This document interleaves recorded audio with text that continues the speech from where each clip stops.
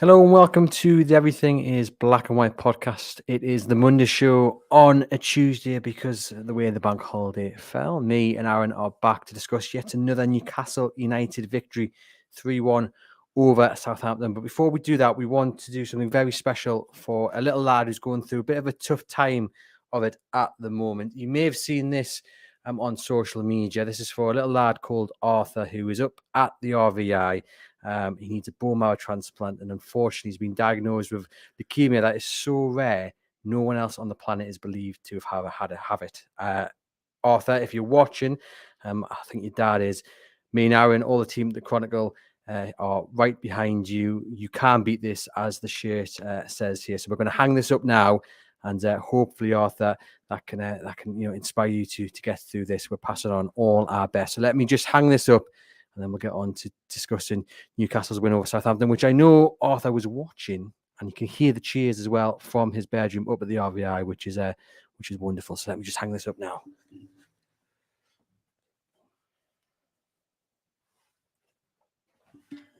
There we have it. So he's hanging nicely on a picture of Callum Wilson on our green screen. Well, Aaron, another win for Newcastle United. Not a vintage display, especially in the first half, but as they got going in the second half with the introduction of Callum Wilson, it was very much the old Newcastle, or the Newcastle we've come to love under Eddie Howe, wasn't it? Yeah, very unusual to see them start so slowly at a home game. You know, we've seen it the last couple of weeks away from home. You can sort of put it down to that being a raucous atmosphere away from home. But I thought very flat at the start. But as you say, I think as soon as Wilson came in, changed the game. They never really looked like losing. You could tell second half Southampton were retreating, and you sort of got the feeling that Newcastle were going to power through them. Another, I think, kind of a wake-up call for Newcastle now, because you come into this game and you expect Newcastle to win it, which is a strange feeling in itself. Newcastle doing what you actually expect them to do and pick up the 3 points against a side bottom of the league, not on a good run of form.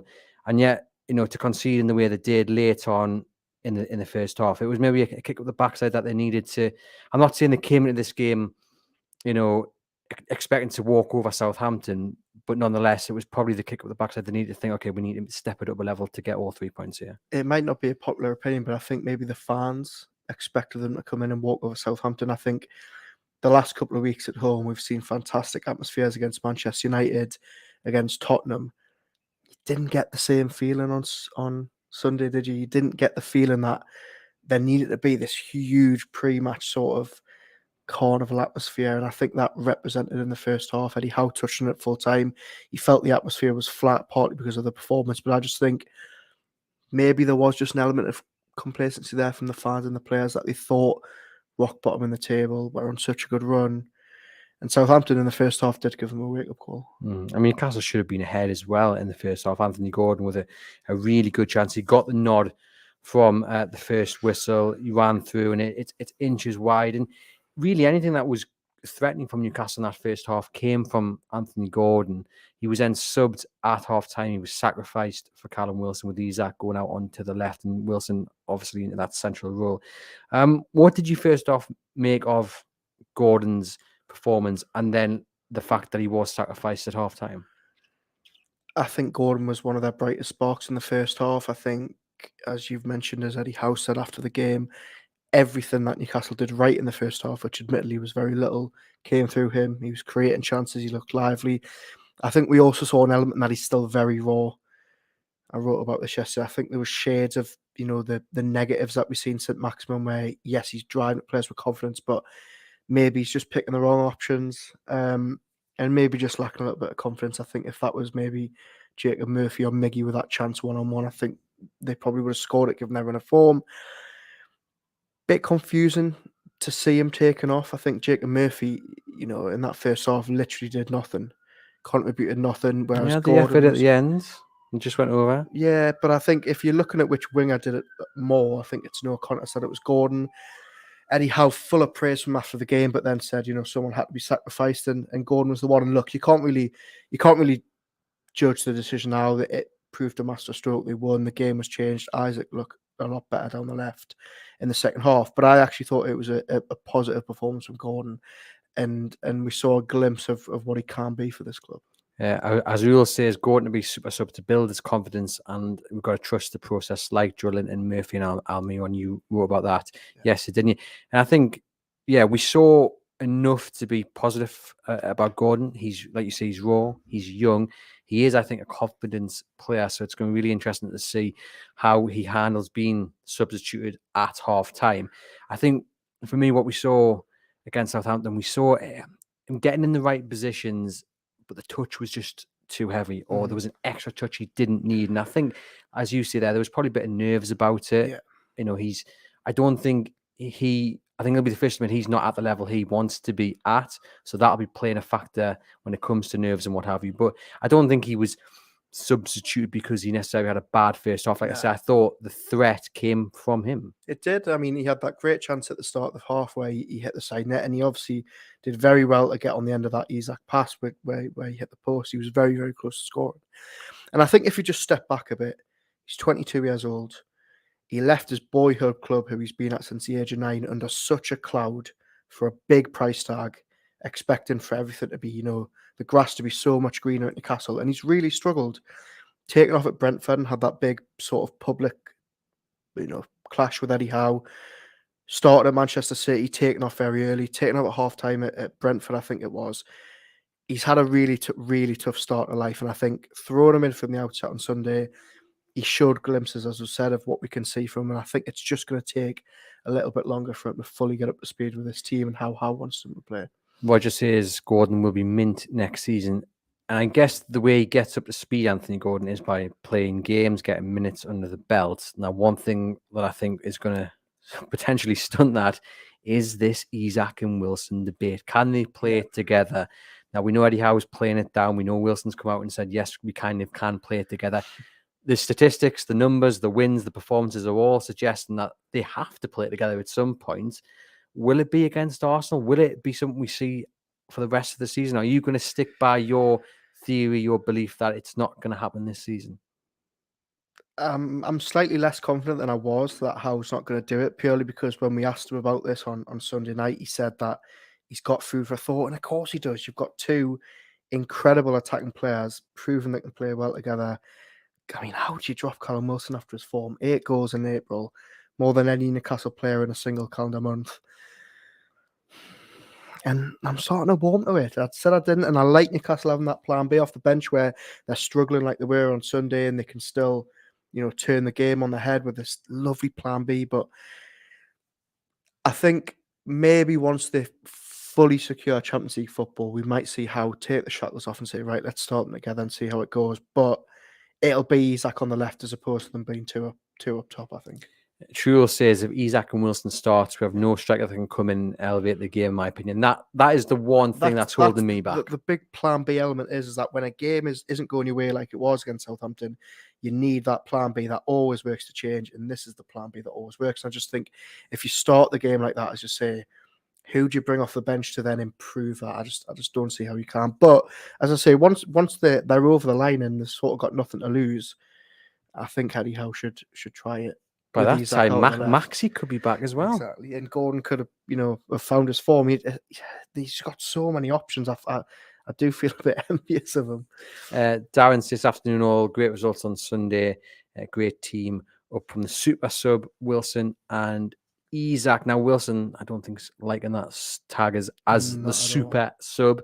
Alan Shearer in his BBC Sport column said he can understand why, but it's working for him. He's looking fitter, he's clinical, and maybe that's what he needs, because an interesting stat that Alan Shearer also pointed out, that this is Callum Wilson. He's matched his most starts his most appearances for Newcastle in a single season, which is 26, which when you think about it isn't overly fantastic. Shows you that there are issues with his fitness, and maybe him starting off the bench for the majority of games is exactly what he needs for longevity, because when he's coming off the bench, he's looking so sharp, defenses can't handle him, and he's getting the goals. I think Wilson might see this Isak introduction as a negative. He's going to lose his spot. He's suddenly got a strike partner to deal with. But actually, I think it's been a huge positive. Howe's been able to manage his minutes. He hasn't been overloaded because he's the only real out and out striker. It's the first time that I can remember that Wilson hasn't actually spent 3 or 4 months of a season on the sidelines with a really bad injury. Yes, he wasn't fully fit at the start of the season. They bought Isak. He struggled a little bit before the World Cup, but other than that, he's came through it, and whatever he couldn't shake after the World Cup, he's firmly left behind now. It's just night and day, really. It's an absolute joy to watch. 5 goals in his last 3, 15 in total this season. He's up to 7th in the list of all-time goal scorers in the Premier League. Are you ready for a bit of trivia? Go on, then. So do you want to name them? We'll start with the first one. Alan Obviously, Shearer. Alan Shearer. Who comes next? This is all-time Newcastle goals In the Premier in League. the Premier League. Andy Cole. Nope. No, you've missed 2 out before you get to Andy Cole. Peter Beardsley's next Peter on the Beardsley. list. Because of longevity, Shola. Shola will be next on 43. Then Cole. Then Cole on 43 as well. So joint with Shola, joint 3rd. Yeah. Andy Carroll. Andy Carroll? Yeah. Andy Carroll? No, Andy. He's 15 goals. Andy Carroll? Andy Carroll has scored 15 goals for Newcastle in the Premier League. Yeah. Jesus.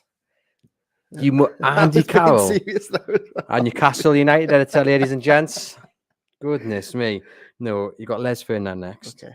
Then you got a winger. Andy Carroll. Oh my God. But I was thinking Carroll. 2 stints. You know what I mean? He Right, had stop it. Right, next. Winger. You've got a winger. Nobby. Nobby Solano, yeah, on 37. And then Another number Wilson. 9. Oh, another one before Yeah. Wilson. Another number 9, a goal scorer of great goals. No, I don't know. Pape Cisse.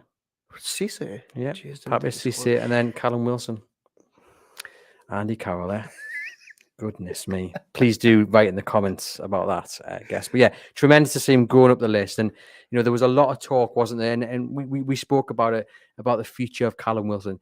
Not only could he remain a first-team striker for Newcastle United, first choice striker, for Newcastle United, but, might he even be here next season? Because maybe if he wasn't going to be starting, would be saying, well, I don't want to be. I want to be, somewhere I'm starting week in, week out. But I tell you what, the goals he's scoring, the record he's on at the moment, like you say, the most goals in April since Alan Shearer, many, many years ago. He's here to stay. And not only, he's not going to be a backup to Isak, is he? He's really going to be pushing for that central spot. Yeah, there was a great tweet from Tune Pause over the weekend where he said, look, I'm going to hold my hands up and say that there was a period of time this season where I thought Wilson might be on his way out. And I'll hold my hands up. A couple of months ago, we were starting to say, has he still got it in him? Is he going to, be able to live up to the challenge of dealing with Isak? And all the comments to this tweet were, no, we never doubted him. We knew it. If you rewind a couple of months ago, there was all of a sudden this, for the first time ever, by the way, this real belief that Wilson might not be around for the long run. As I say, just the way he's managed to pull himself out of probably the worst period of form of his Newcastle career to suddenly being in one of the best. And not only that as well, to react to being second choice as well, because he wouldn't have been naive to these comments. I know footballers say we switch off, but they do read social media. Yeah. He wouldn't have been naive to the thoughts of quite a lot of Newcastle United fans. He would have heard the questions about his future. So to react to that in such a positive way as well. I mean, just to react to the fact that he is looking at the team sheet nearly every weekend and seeing that he's not first choice in terms of who's starting, and then to react in the way he has is tremendous. Shows a real mentality that you need from a Newcastle number 9. Yeah, and I think the good thing is that, he's not just doing it when he's starting. It doesn't matter whether you're starting him or whether he's coming off the bench. He's doing the business. It's a great option for how I have.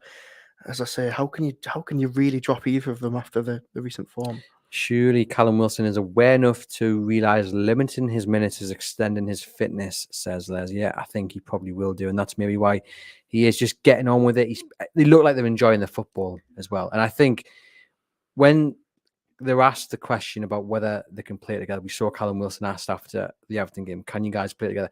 I don't necessarily think it's an overwhelming yes from kind of what Callum Wilson said in terms of him being selfish because he wants to play.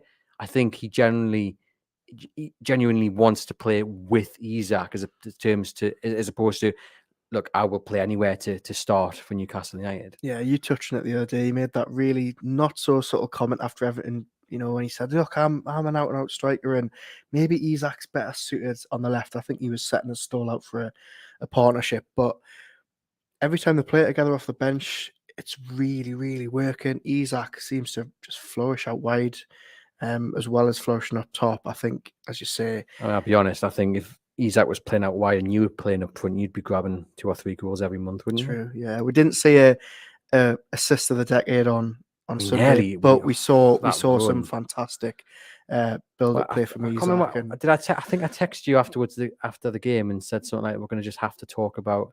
I think you didn't say that. You said that you were going to call your firstborn Isak, Oh and yes, I'm not sure if Lil, who I'm sure is watching, I'm not sure if she's too aware of that. Really, is she? I mean, I just call him Alexander Yeah. after he's there because there was one. I was sitting there and there was that one run that he made, and I'm glad someone's got little regard for the Premier League's copyright rules and put it out all over social media. Yeah. So we got to see the run of Isak because his legs were just. It was unbelievable. I've been thinking the past couple of days how to describe the run from the left that he does. I can't actually come up with a proper description because it's subhuman. It just was not a normal. Like, is he human? Because the way the ball sticks to his feet and the defense are just always just like spellbound. And it very nearly ended up Bruno put it wide, didn't he? In the end, but it would have been a superb goal. Just another element of. When he's got the ball at his feet, he's just absolutely superb. And you look at him, you watch him, and you think, if you'd never seen him play football before, you think he's a terrible dribbler. He's big, he's gangly, he's leggy, and as you say, it just looks effortless when he's drifting through players. I mean, yeah, he's, as you say, he can play out on the left, he can play up top. He's just the real deal. I might be calling me firstborn Alexander at this rate, to be fair. Unbelievable. We'll talk a bit more about Isak later in the show, but let's just go through the Callum Wilson goals then. The first one was a real kind of poacher's finish, wasn't it? And he kind of hits it and it loops over the keeper. Yeah, it's exactly what you want from your man in the box, really, isn't it? Yeah, really, really good to see. Obviously did that at Everton on Thursday. Poacher's goal for the first. Right place, right time. Bednarak's left on the deck for the first. Scoring all types of different goals. And it goes back to what Wilson, I know we're talking about tongue-in-cheek, but he did say it on Thursday night after Everton, he is the poacher. He's the out-and-out striker. That doesn't really need too many touches. He just knows where the net is. Dave says he finds it hard to catch these live as he got in trouble at work for watching on his phone. Well, we appreciate the commitment, Dave. It's worth it, David. Dave. Thank you very much for letting us know that. And to David's boss, let him have an hour or so to talk about Eddie Howe's Mighty Magpies because, well, why not? He'll be more efficient at work if you let him, right? And I'll sign that, and you can give it to your boss, David. My word on that. You can also catch it on the podcast later as well. If you search everything as Black and White Podcast on your podcast provider, that's where you'll find the show if you have missed it live. Wilson Elliott hat-trick. Now we got one ruled out for offside. Again, questions over like how did VAR know Miggy touched that because it wasn't conclusive. Yeah, we obviously had little screens on our pitch side monitor, and that felt like the longest VR call we've ever seen at St James's. And I was sitting in front of Michael Bridges, who was on commentary, and he was just looking around like he's got bigger screens than the press box, and everyone was looking over and trying to see what was going on, and he just shrugging his shoulder. He didn't really know. And it was one of those where they slowed it down, so it was literally going in slow motion. They're rolling the ball back from Miggy's foot to Wilson, then they're zooming in. It was baffling. And obviously Wilson had that chance at the very end as well, where he hits the bar twice. He must be thinking, what do I have to do to get a hat trick of late? That's 3 braces in April from. I mean, got to be one before the end of the season, you'd imagine. But just stick with that VAR. I mean, if it's taken that long, yeah, right? And I know we complain about a VAR quite a lot on this show because I hate it. I love the idea of it, but in practice, it's just not working. If you've got to spend that long trying to work out whether someone's touched the ball, then just give the player the benefit of the doubt. Because obviously it's not a clear and obvious error. But anyway, ruled out. Second goal comes 81st minute. He rounds McCarthy in goal. And a different goal to the first one, but again, just showing that he can do it all as a striker. Yeah, really, really good from Willock to sort of wrestle with the centre-back. And as soon as that ball drops loose, you just know that Wilson's picking it up. And as you say, rounds the defender, rounds the goalkeeper, easy as you like. Just a player playing with such supreme confidence. It was never really in doubt. I think when that ball drops, you just felt, well, that's it. Wilson, he's not going to miss in this form. And you mentioned there the fact that one hit the bar twice. I don't think I've ever seen that before. It was definitely looping in as well after it hit the bar the first time. And there was also a moment Elliot Anderson gets introduced and the ball is cut across the box and Anderson's just gone for it. And he forces, I think it's a good block or a save. He comes close to scoring, but he kind of gets in the way of Wilson. But you know what? I love that from Elliot Anderson. He knows Callum Wilson's on a hat, but he's not having it. He wants his goal. And that's what you need, because the Newcastle of old always had one man to rely on. And we always said under Steve Bruce, it's just like they don't know what to do with the ball. They don't want the ball. They're not confident enough. Here, you've got everybody willing to take a shot, willing to get in the box, and just showing confidence. And it's great to have Newcastle not relying on just one man, but everybody wants to get involved. I think Elliot Anderson's still seething from that comment Sean Longstaff left on his Instagram where he said him and Dan Burn are the only Geordies that are allowed to score after that Nottingham Forest goal was ruled out.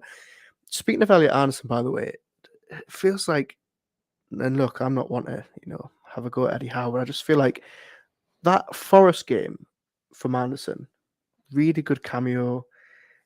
Feels like we just haven't really seen him since. Is that a negative? I think in terms of his development, potentially, because I think the more first team action he gets, the better. And I think it'll come to a head in the summer, maybe. Now, obviously, if they get European football, then he's going to get more opportunities. But everyone's going to want to be playing, the games during the week. So maybe not. And I think a decision will have to be made, whether you send them out to a low league Premier League club and get them some minutes under the belt, or whether there's a high flying championship side, because I think he's at the age where he does need more first team minutes. Now, of course, training week in, week out with these players, and he is clearly liked. He's clearly part of that first team. Training week in, week out is a massive boost to him. That will aid his development, but nothing aids it like playing week in, week out, first team football. The question is, where would you be playing him now? Could he have started in place of Anthony Gordon? Potentially, that was one of the options we discussed. But in reality, if everyone's fit, what do you do? Because Anthony Gordon is arguably ahead of him in the pecking order. St. Maximin comes back, he's ahead of him. Where would you start? And where would you play him? Because when everyone's on top form, it's very hard to get him into that team. I don't think I'd make the case to start him right now. I'm not saying that he should have started over Gordon. I think it was the right decision to start Gordon at wide. I just think, obviously, he had such a good game at Forest. Obviously, that disallowed goal. He was really, really positive on the ball. He sort of felt like the moment, right, he's arrived now in the first team. And I just think giving him 5-10 minutes at the end of the games ever since has just, as you say, been a little bit of a detriment to his development. And I just think, I'd just like to see a little bit more of him in the last 5 games. But what I am reassured about is that when you speak to people at the club and people go on record about what the plans are for those coming through, you look at Dan Ashworth's record, I feel assured that what is going to happen in the next few years, not just with Elliot Anderson, but with the likes of maybe Lewis Miley and others, there is a proper plan there. There's a pathway to the first team, but also B, that they will get eventually some good loan moves for the players. Now, we know it hasn't worked out for QR up in Scotland, but I think that's going to become a rarity starting this summer. I think the loan moves will start to pay off, and we will start to see more success, like we saw Elliot Anderson at Bristol, like we saw with Sean Longstaff at Blackpool. We'll start to see players getting sent out playing first team football, and it'll be a benefit to them and the club. Yeah, I completely agree. You only have to look at what Dan Ashworth did at Brighton. So many players signing from abroad straight out on loan, like they did with Grant Quall, and then within a season or two, they're in the first team. I think they are in safe hands. And I think I agree with David's comment here in the comments. I'd like to see maybe a championship loan from next season if you can't get too many minutes. Stotty 55 says, nice to see your faces instead of the ping pong bats. Good show, lads. Well, we listened. We had a few comments last week, so we thought, right, we'll take the ping pong bats off as you described there, and you can see our lovely faces. It's nice. I don't think I've had this much attention. There's a lot of people wanting to see our faces. I thought we were hiding the ugly mugs with the ping pong bats, but clearly not. So let's see what happens with Elliot Anderson, because I think if you're not guaranteed more minutes at Newcastle, they're going to have to send them out. Otherwise, it'll be a massively missed opportunity. The second goal for Newcastle, Botman header off Theo Walcott and into the back of the net. Bruno seemed to be celebrating, people pointing at each other, thinking it was him, it was him. It didn't really matter. It was just really important that Newcastle, after having the Wilson one ruled out, went up and got the second goal of the game. Yeah, big fan of two things from that goal. One, the utterly bizarre looks on people's faces when the stadium announcer announced Bruno's the scorer, even though Bruno was nowhere near it. And also Dan Burn piling on Sven Botman to celebrate, literally pinning up the ground after what he thought was his first goal. Yeah, great to see. Obviously, Walcott didn't really know anything about it, but yeah, Newcastle certainly weren't complaining. The noise after that goal, but especially the leveler, was something special. I mean, we've seen brilliant atmospheres at St James's Park, but I tell you what, that was just unbelievable. When that equaliser went in, the noise just went up to something I don't think I've seen this season at St James's Park. And we've seen a lot where, if you're not a big fan of cheering and shouting, it's not the place for you to be. But I really thought there was something special about that moment after they got the leveler. Yeah, it was just so weird that the first half was so flat. And as you say, as soon as they got on top, I think even before they'd scored the first goal, you felt that rise. The crowd had finally sort of woken up and got behind them. And again, sort of carried them through that second half. I mean, Southampton don't think they had a single shot on target in that second half. And that was because Newcastle just pinned them back. Their mentality, they collapsed. Even the Southampton boss Sellers said as much to us after the game, that they just sort of, you can't go to St James's Park and let them have that type of sort of atmosphere. And yeah, they just need to make sure at Arsenal it's like that in the first half as well. Yeah, big game coming up on Sunday. War Flags, we made the call for you guys to bring your scarves to St James's Park and replicate the atmosphere that we saw in the last game at home last season. Let's talk about the midfield, and obviously Sean Longstaff missing, but Eddie Howe's said something quite positive about him. That's just bad bruising, they're hoping it's not broken. Arsenal might come too soon for him, but they're going to see. So that's positive, because the way Eddie Howe's speaking, that if Sean Longstaff's fit, he's starting. Now, the question is, did they miss him against Southampton? I know it's a totally different game to what it'll be against Arsenal, but did they miss him against Southampton? A little bit in the first half, I thought. I think Lavia, the youngster who's on loan from Manchester City, had a good first half. Obviously dispossessed. Is he on loan, or is he? I think he's permanent. Oh, is he? I thought he's on loan from City. Is he? And we'll double check that, yeah, but I'm not sure too he's sure. permanent. But I thought, for all you've given the James Ward Prowse fan club a big push over here the last couple of months, I think it was actually, if they're going to be signing any midfielder from Southampton, I think it should be. So he is permanent. It should be who? You were about to finish your point there. It should be Lavia, I think, over Ward Prowse. I thought he was the best midfielder on the park in the first half. Maybe the missed Longstaff. You can't really, say too much when they've went out and won 3-1. I think second half they had a much better grip on the game. But yeah, maybe a little bit in the first half. And I think in a game like Arsenal, they'll miss him. Yeah, they will do. Fingers crossed he's back. And now, I thought Bruno struggled against Southampton. Same.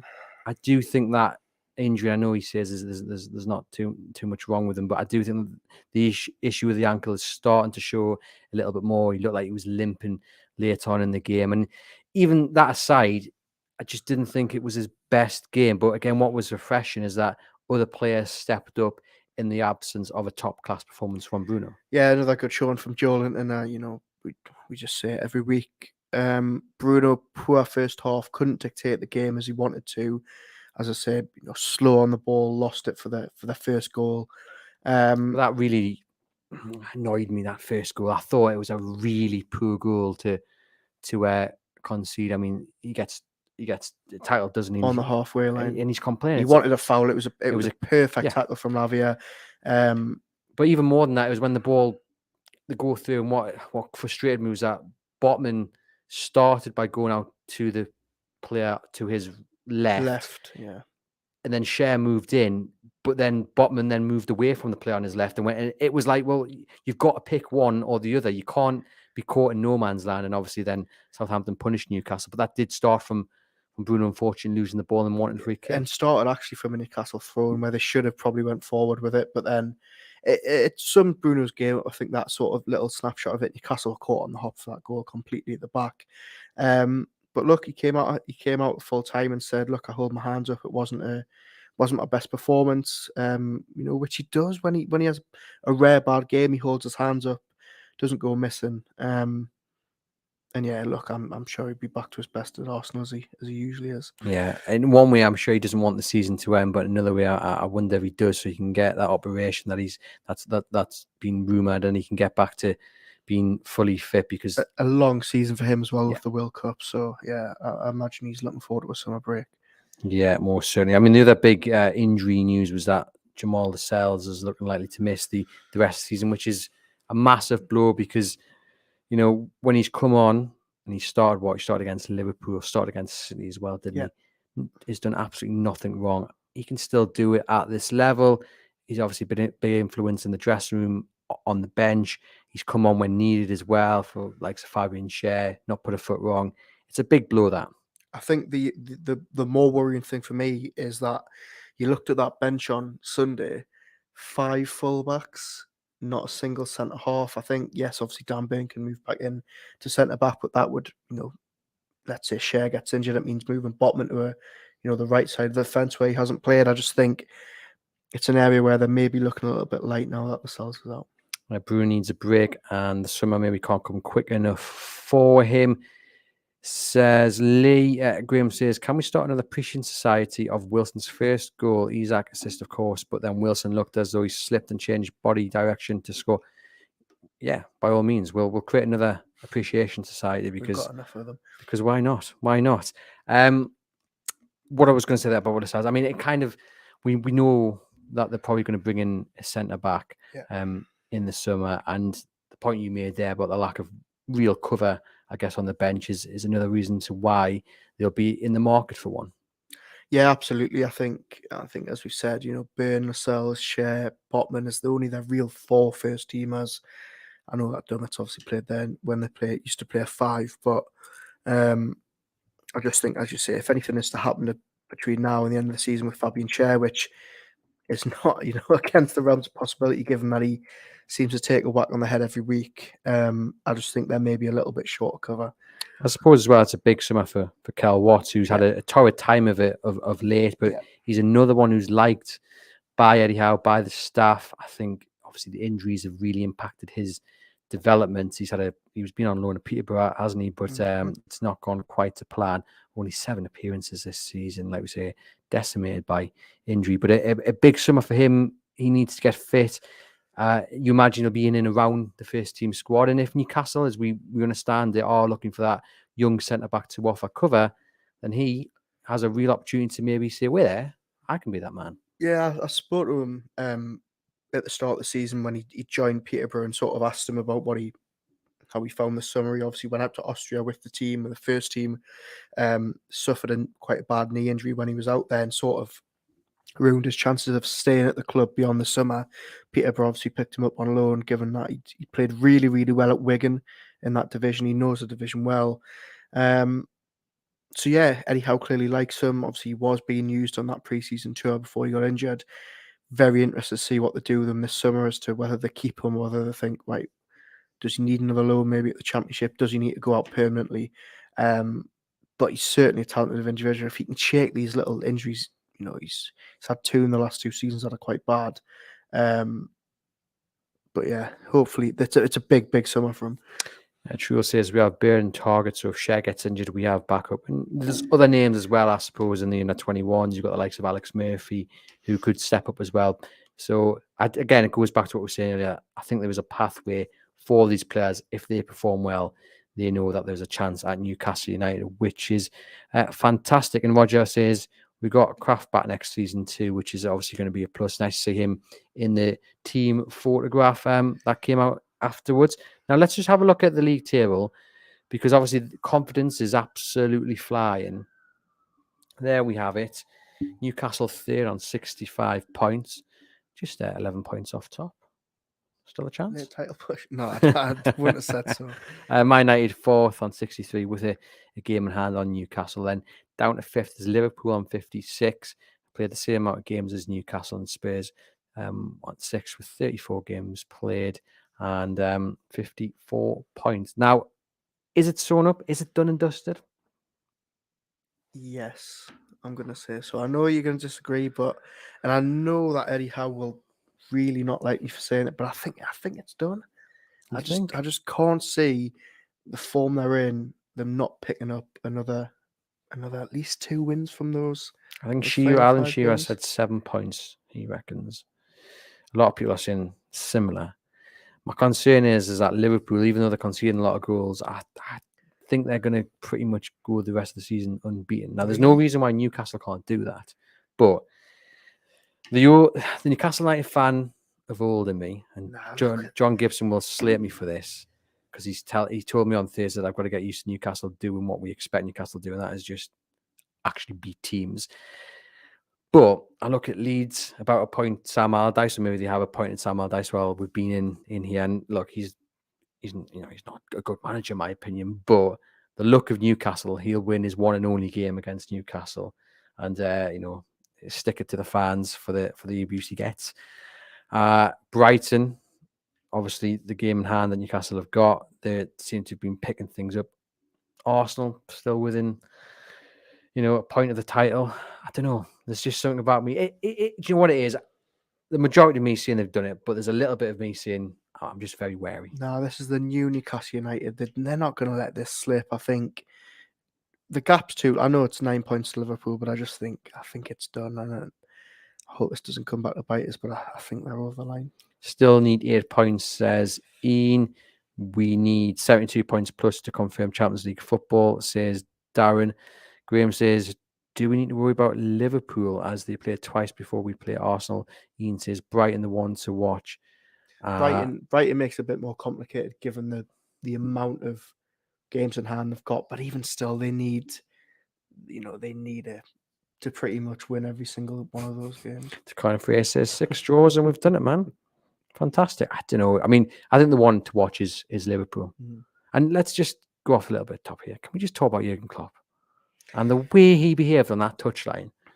Absolute embarrassment. Disgrace. If I'm completely honest, right, and this is straight out the Donald Trump playbook here. If you're just going to dive into sorry, but remember when Donald Trump was president and he would do something so outrageous so that people would stop talking about distraction. It was a distraction, and I think we've all seen it. Jurgen Klopp pulling his hamstring on the touchline, and I think everybody's been talking about, oh dear my God, did you see Klopp pulling his hamstring on the touchline? I think that is to distract from the fact that actually he had ran up to the 4th official and celebrated in his face, and nobody's talking about that. Are you saying he hasn't actually pulled his hamstring? I think, look, I'm not. I've got to be honest. Doctor, I mean, as I said last week, I pulled my hamstring playing football. That did not look like a fake hamstring. Well, look, all I'm saying is nobody's talking about the absolute disgrace, and that is the celebration in front of the 4th official, who I don't know what he'd done to him during the game. When I actually watched it live, I thought he was running over a Ryan Mason, which I think would have been okay. But to do that in front of the 4th official, I thought was bad. It was comments afterwards as well about him saying Paul Tini's got an issue with him. Yeah, it's what is he doing? We've seen it so many times this season, and you know what it is. For years, I've really loved Klopp, and I've sort of tried to defend him to the hilt. But I just think now it's, when something happens too many times, you sort of can't defend it anymore. And I think that's what it's getting to with Klopp now. I think he's just. I think they might throw the book at him. Yeah, I think they will after those post-match comments. I don't think it sets a precedent if they don't. You can't talk about referees like that after a game. No way. And actually, how on earth has he got the audacity to say that when Diego Jota? I was just about to say Kung Fu kicked somebody in the head, didn't get sent off, and then scored the winner. I mean, it just... Well, it goes back to VARs, and what are they watching? Yeah, I know. Absolute disgrace. Yeah, and I agree. I think it is probably a bit of a distraction tactic, but I just got riled up by it. I think I'm happy Eddie Howe does not act like that on the touchline. Now, we know Jason Tyndall can get in the 4th official, and I think both of them got a telling off, actually, didn't they, on Sunday? Because did someone go? I think someone went down, didn't they? And they weren't happy. They wanted to get I think they were in attacking position actually, and they had to kick the ball out, didn't they? For a head injury that really wasn't a head injury, but on a whole, they don't act like that, do they? And I'm happy they don't, because I don't want that to see that on the touchline. They do need, and I think they have been a bit more streetwise. Yeah, Tyndall especially is Tyndall is never out of the ear. And look, we've criticised managers for having to go at Newcastle this season, but Thomas Frank was maybe half right with his comments when he said Tyndall is a nuisance in the ear of the fourth official. We saw that. I mean, Southampton, when they conceded their first goal on Sunday, it did this huddle outside the centre circle, and Tyndall was going mad at that huddle, saying that they were wasting time. But they have got more streetwise to them, but I don't think you would ever hear Eddie Howe saying anything like that, like Jurgen Klopp did after the game. No way. And I wonder as well, because, Eddie Howe never throws any of his individuals under the bus, but when Newcastle play badly, he's very honest about it. He's open about it. He doesn't try this distraction technique. And I wonder if that works better in some ways. And I guess where Liverpool have been and where Liverpool have fallen to, maybe if Newcastle were in the same position, it would be different. There's different ways of handling, I guess, the fall from grace in many It's ways. the pressure on Klopp, isn't it? Yeah. They're facing missing out in the Champions League for the first time in God knows how many years, and I think maybe he's just starting to crack a little bit. Derek says, listen, if you look at the fixtures of the rest, we're sound. Relax. Brighton play all the top four and Villa. I'm with Derek. It's done. I know. Like I say, it probably is done. But, come on. You're always expecting Newcastle just to mess it up somehow. The Newcastle of old. I'm with Gibbo here. I'm Team Gibbo. This is the new look, unshakable Newcastle United we're talking about. I will be honest. I think Southampton probably was a turning point for me as a Newcastle United fan, because I went into that thinking they should win, but this has got banana peel written all over it. 1-0 behind half time. I'm still confident that we're going to turn it around. I think it probably, like I said, a turning point for me, because they did come from behind, they won, and they did what we expected them to do, and that was to beat the bottom side in the Premier League. So maybe I am coming around to thinking this is the Newcastle of new, and let's get used to it. You've been listening to Eddie Howe too much. Eddie Howe, we just can't get it out of him, even though we try. We want him to say that it's done, and he just won't. And I think it's straight out that. We've been talking about the Donald Trump playbook. You're straight out of the Eddie Howe playbook. I tell you what, if people have been playing word bingo with this podcast, and guarantee Donald Trump was not on the card. I did not see that one coming. To kind of phrase this, scratch that. I'll take 5 wins instead. Yes, because we don't have 6 games left to play. So, but yeah, I guess that goes. We don't want the season to end, do we? Because it's so much fun. What else have we got in the comments? Darren Lee here saying, after seeing Maddison's performance last night, makes you wonder if he's had his mind elsewhere now and will be leaving Leicester this summer, hoping he will be signing for ourselves. It's interesting because I saw a lot of comments actually saying last night's performance wasn't great, and is he any better than what Newcastle United have? I saw the exact same comments, and I also saw those comments about Harvey Barnes as well, someone that we were banging the drum for on last week's pod. Funny, isn't it, how all of a sudden players can go from the number one target in the minds of fans to, they're in a relegation battle? I'm not too sure about that. I think still a top player in there. Yes, it's looking like he's all but confirmed that he's going to leave Leicester this summer. After they denied him going last summer. But Spurs apparently the number one choice. Yeah, a couple of whispers that he's favouring a move to London. I think you only have to take one look at Spurs this season, and I think you'd be steering well clear of that lobby for a player. But does that London pull still exist? I don't know. Maybe it's still a couple more years till Newcastle are, firmly beating them teams. I'm not sure. Sure, the Champions League is the main pull, though, isn't it? Yeah, you would think so. And as I've said, we're still confident that Newcastle's still very, very keen on James Maddison. And I think you look at everything that's going on at this club, the direction they're going in, be very, very hard to turn down, I think. Harvey Barnes, I thought, did all right yesterday. I mean, it was a game of little quality, two teams that couldn't defend and weren't really clinical. But I think it goes back to what you were saying there about, it's funny, isn't it? He was first choice for the most, and recently a lot of people have said, oh, well, is he any better than what we've had? But it goes back to what you were saying about last week. Let's not kind of forget what Newcastle need to do this summer and in January and then the summer after about improving the squad, because as good as Jacob Murphy, Miguel Almiron have been, and others, they're still going to have to go out and improve the squad, and someone like Maddison coming in will do that. And we've spoken about this before. The quality of teams that could go down this season, there's some real gems to pick up. And I don't think that just because a player's not necessarily playing bad in a relegation threatened team, I don't think fans should instantly be turned off the idea of buying them. Graham says he's read that Madison is set on London and Spurs, which he thinks is mad, but they'll pay more money. Now, is that something as well that we have to address this summer in terms of Newcastle's transfer aspirations, that they're not going to break the wage structure? The top earners are on a relatively same amount. We think probably around 120,000, something like that a week.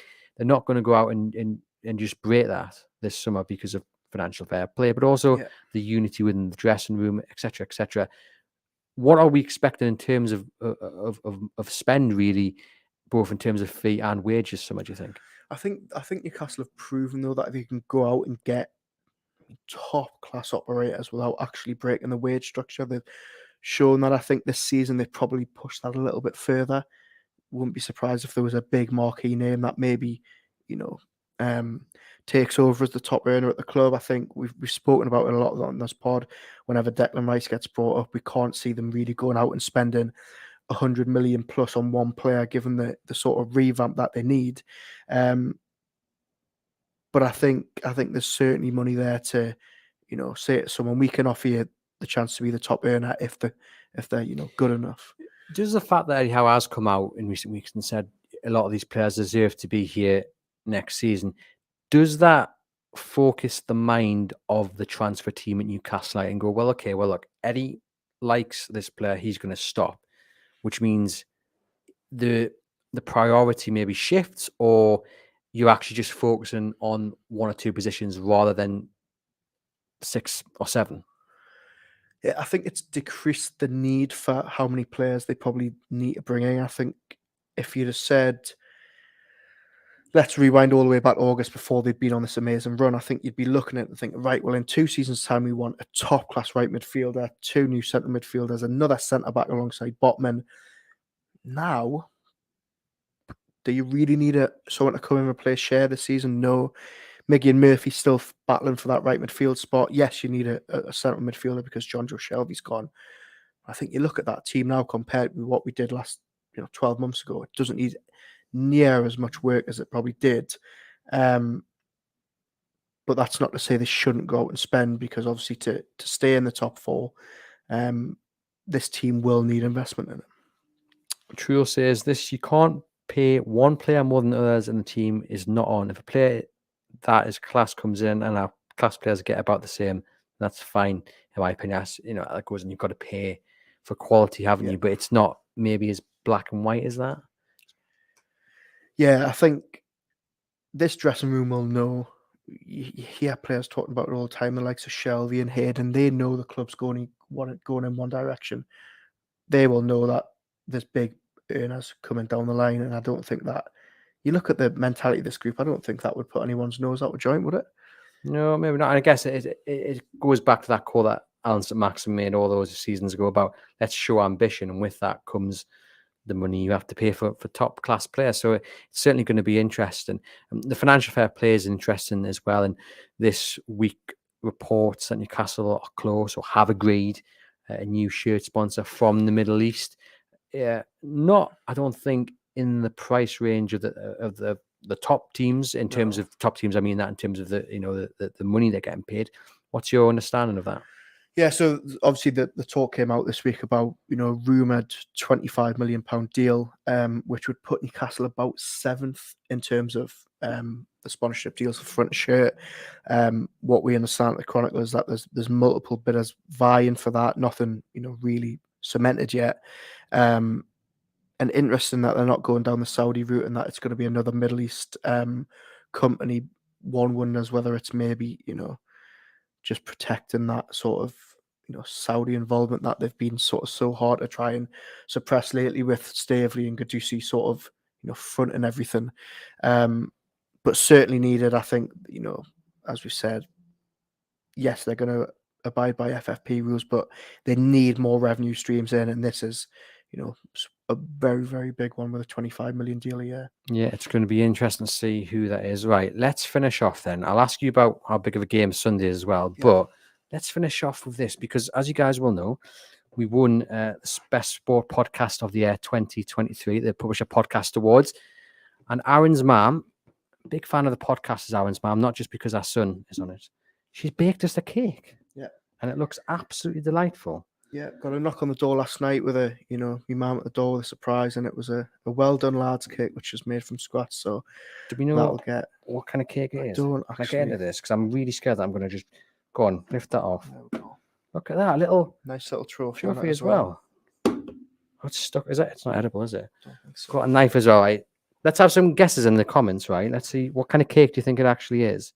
Just go straight. Oh, I tell you what, that icing smells unbelievable. Does smell good, doesn't it? Oh. Does she bake cake just what hobby or? Yeah, she's a very good baker, I must admit.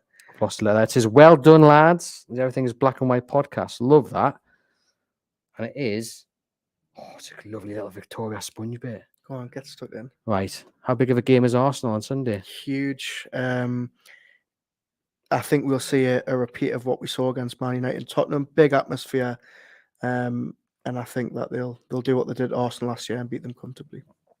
Aaron's mum, that's a lovely bit of cake. Thank you very much. But yeah, it's going to be good, isn't it? Newcastle Arsenal, that they get to test themselves against the very best. That's going to be the important element because they've beaten Everton, beaten Southampton, they've beaten Spurs, who were far from their best. Now, Arsenal, they're going to be affected by what's happening in the title race, but they're still a very good side.